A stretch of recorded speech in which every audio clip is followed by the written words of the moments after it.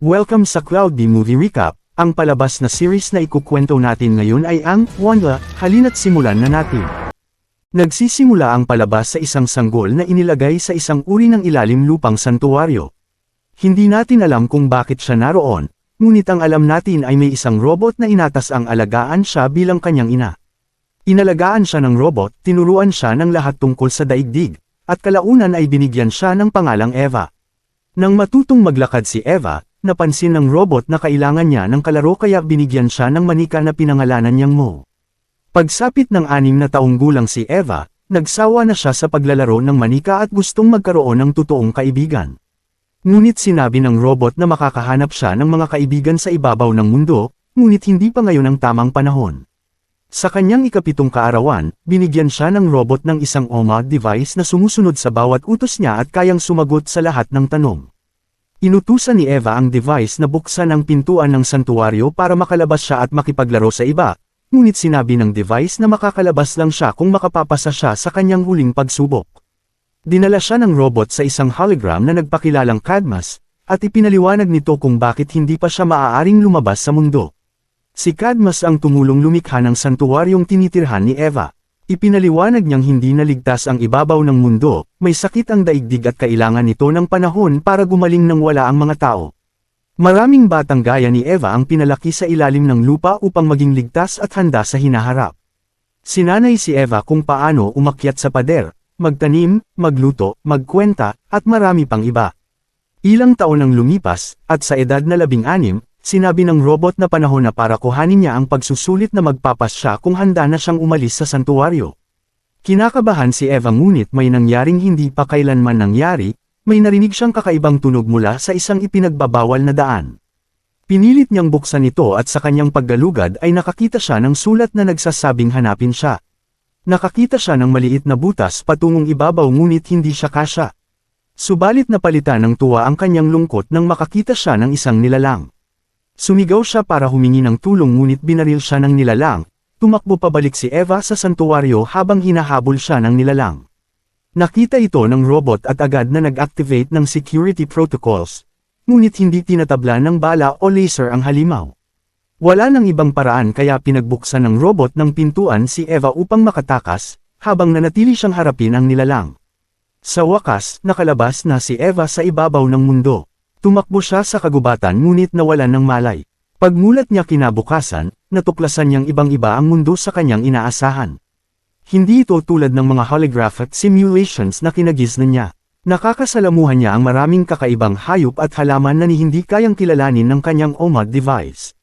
Habang naghahanap ng pagkain, nakakita siya ng tao at tumakbo papalapit dito, ngunit nahuli siya ng isang dambuhalang halaman. Nasadyap siya ng taong tinakbuhan niya, na hindi pala tao kundi isang alien.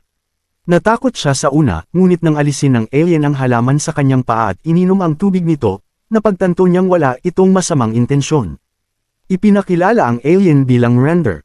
Sinubukan ni Eva makipag-usap at nagtanong kung may nakita itong ibang taong tulad niya, ngunit matapos uminom ay umalis na lang si Render, hindi siya pinansin. Nang paulit-ulit siyang nagsalita, tinakpan ni Render ang kanyang bibig. Nararamdaman pala nito ang presensya ng isang hunter beast. Nahuli sila ng halimaw gamit ang baril nito at isinabot patiwarik sa puno.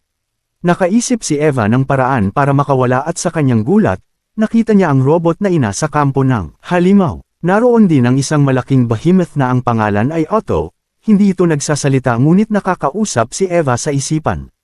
Nangakong magiging mabait ito kung palalayain siya ni Eva. Pinalaya ni Eva si Otto at nagsilbi itong pang-akit sa halimaw upang habulin ito sa gubat. Naging pagkakataon iyon upang palayain din ni Eva si Render. Bitbit ang walang malay na robot ina, hinanap nila ang daan palabas. Ngunit hinarang muli sila ng halimaw. Sakay sa likod ni Otto, tumakas silang tatlo. Naabot nila ang isang bangin at sa gulat ni Eva, lumipad si Otto para makatakas sa putok ng halimaw, pero hindi raw ito lumilipad, kundi gliding lamang. Hinanap ni Eva sa bag ni Render ang kahit anong makakatulong sa ina niya ngunit pinigilan siya ni Render. Sa halip, binigyan siya nito ng isang gum. Pagkanguya niya nito, naintindihan na niya ang wika ni Render. Binigay pala ito upang patahimikin siya dahil masyado siyang madaldal. Nagising ang robot ina ngunit agad nitong inatake si Render, inakalang kalaban nito. Ipinaliwanag ni Eva ang lahat. Nakita ni Eva ang isang patch sa damit ni Render na sa tingin niya ay pagmamay-ari ng tao. Sinabi ni Render na nakuha niya ito mula sa isang tindahan sa bayan ng Lacey's. Nakipagkasundo si Eva, ibibigay niya ang OMAD device kapalit ng pagtulong ni Render na makarating sila sa Lacey's. Sa kanilang paglalakbay, nakarinig si Eva ng sigaw ng tulong sa kagubatan. Natagpuan niya ang isang baby sniper na naipit sa bitag.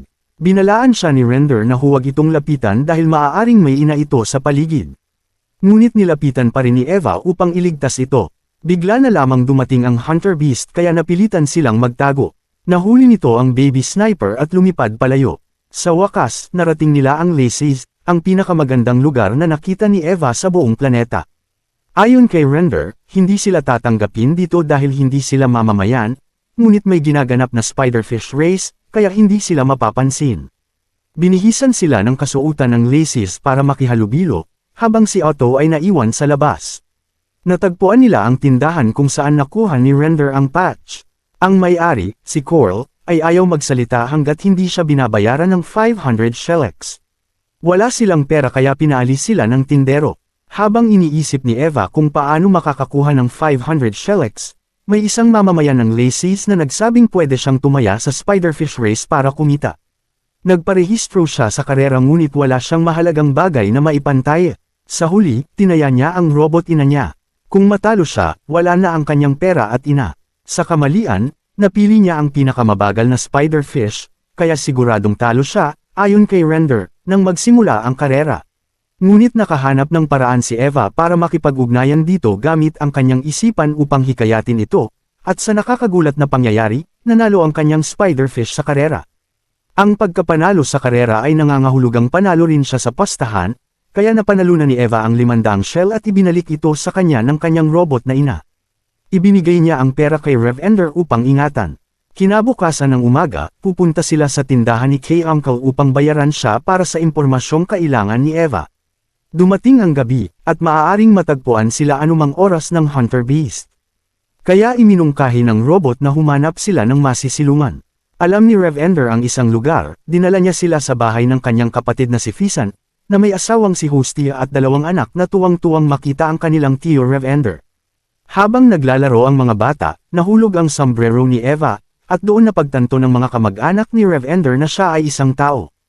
Ipinaliwanag ni Rev Ender kung paano niya natagpuan si Eva at tiniyak sa kanila na hindi siya mapanganib. Pagkatapos nilang maghapunan, nagpasya si Rev Ender na umalis muna sa gabi ngunit nangakong babalik kinabukasan ng umaga, iniiwan sina Eva at robot sa bahay. Sinabi ni Hostia kay Eva na unang beses pa lang niyang nakitang halos ngumiti si Rev Ender mula nang makasama siya. Dati siyang masayahin, ngunit lahat ay nagbago nang mawalan siya ng pamilya. Kinagabihan, ipinakita ng mga bata kay Eva ang silid na tutulugan niya.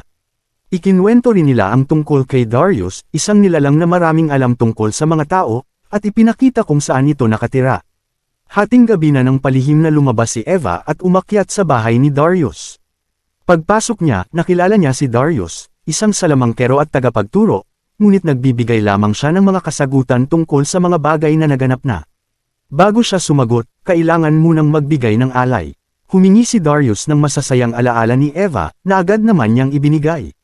Doon nagsimulang sumagot si Darius sa kanyang mga tanong tungkol sa kinaroroonan ng mga tao. Isinalaysay niya na ang planetang ito ay dating tinatawag na Earth. Ikinwento niya kung paano sila dumating sa Earth kasama ang kanilang hari na si Ojo, na naniwalang puno ng potensyal ang planeta. Ngunit inatake sila ng mga tao at halos lipulin silang lahat. Hindi pa doon natapos, sinira ng mga tao ang planeta at kasama nilang nalibing dito. Ang natitirang mga dayuhan ay nagpasyang muling buuin ang mundo at pinangalanan itong Orb Ona. Hindi makapaniwala si Eva na magagawa ito ng mga tao. Habang tinitingnan ni Darius ang masasayang alaala ni Eva, galit siyang nagulat nang matuklasang isa siyang tao, ang uri na siyang Samire sa kanila. Galit siyang pinaalis si Eva at tinawag siyang halimaw. Malungkot si Eva sa natuklasan tungkol sa kanyang lahi. Habang umiiyak, naalala niya ang patch na pinaniniwalaan niyang pag-aari ng tao at nagpasya siyang tukuyin kung saan ito nanggaling. Nakita niya si Rev Ender, ngunit nalaman niyang nagastos na nito ang kalahati ng perang para sana kay Kay Uncle bilang bayad para sa impormasyon. Ayaw nang tumulong ni Rev Ender at sinabi sa kanyang mag-isa na siyang magpatuloy. Kaya nagpunta si Eva kay Kay Uncle dala ang kalahating halaga. Wala siyang nagawa kundi aminin na isa siyang tao. Bilang kapalit, inialok niyang ipaliwanag ang gamit ng lahat ng kagamitang galing sa tao sa tindahan ni K-Uncle kung sasabihin nito kung saan niya nakuha ang patch. Sinabi ni K-Uncle na nakuha niya ito mula sa Solus, ang kabisera ng planetang ito. Iniabot niya ang kanyang kamay upang bigyan si Eva ng mapa patungo roon. Ngunit naipit ang binti ni Eva sa bitag ng Hunter Beast. Si Zin, isang tagapayo ng Reyna, ay nag-aalok ng malaking halaga sa sinumang makahuhuli sa tao. Kaya't nilagay ni Caruncle ang bitag upang mahuli si Eva at iabot ito kay Zin. Tinawag niya ang Hunter Beast na nagtatrabaho pala para kay Zin, papunta sa kanyang tindahan. Pero nakatakas si Eva mula sa bitag ni Caruncle at nagtago sa isang karwaheng may takip, dahilan para mawala ang bakas niya sa Beast. Bumalik si Eva sa robot ngunit nagtalo sila, dahil ayaw ng robot na pumunta siya sa Solus, ang lugar na nais puntahan ni Eva upang maghanap ng tao. Galit na iniwan ni Eva ang robot, at dahil wala na siyang ibang opsyon, nagpas siyang kusang loob na magpahuli sa Hunter Beast dahil papunta rin ito sa Solus. Nakaramdam ng guilt si Rev Ender nang makita niyang bihag si Eva sa lumilipad na sasakyan ng halimaw. Inihatid si Eva sa palasyo ng Solus at ibinigay kay Zin, ang tagapayo ng Reyna. Tinawag ni Zin si Reyna Ojo, na hindi komportabling makita si Eva dahil naniniwala ang mga alien na may kakayahan ng mga tao na tunawin ang utak. Iniutos niya sa mga higanteng gwardya na ikulong si Eva, habang inutusan si Zin ni Lorak na isailalim ito sa eksperimento. Nakatakas si Eva mula sa mga gwardya at tumakbo. Nakasalubong niya si Reyna Ojo, na muntik nang tawagin ang mga gwardya.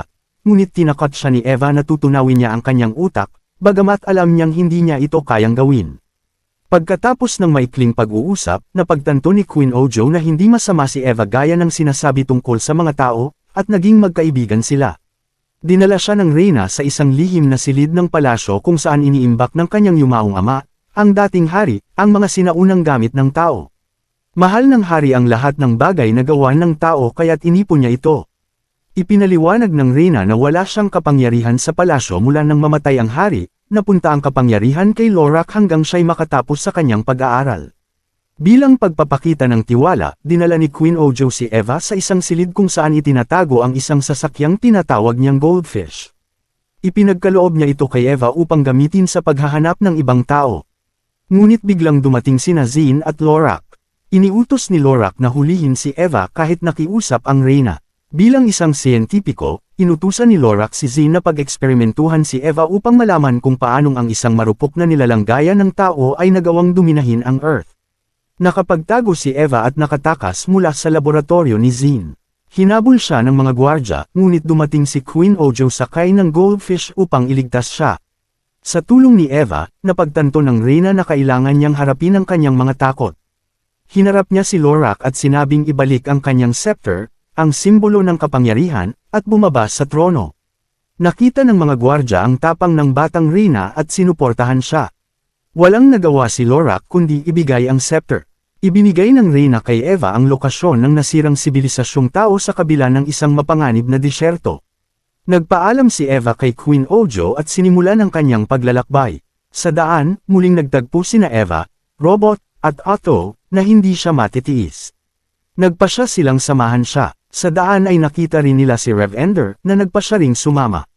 Tuwang-tuwa si Eva nang matano ang lungsod ng mga tao. May makitid na tulay na patungo sa lungsod, ngunit napakadelikado nitong tawirin dahil may lawan ng sulfuric acid sa ilalim nito.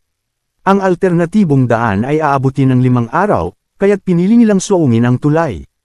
Habang nasa gitna na sila ng tulay, napagtanto nilang sira na ang kabilang dulo. Ayon sa robot, wala silang tsansang mabuhay kung itutuloy nila.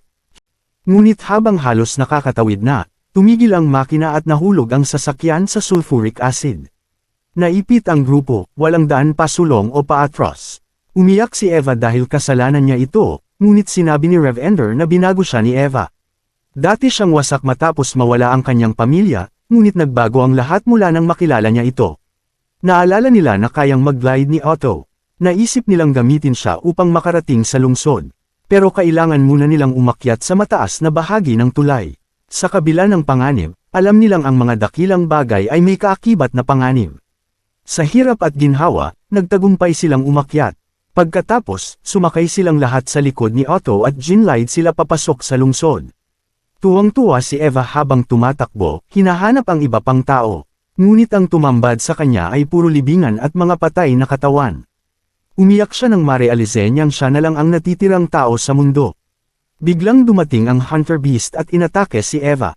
Ngunit pinrotektahan siya nina Otto, Robot, at Rev Ender. Sinabihan nila si Eva na tumakas at mabuhay.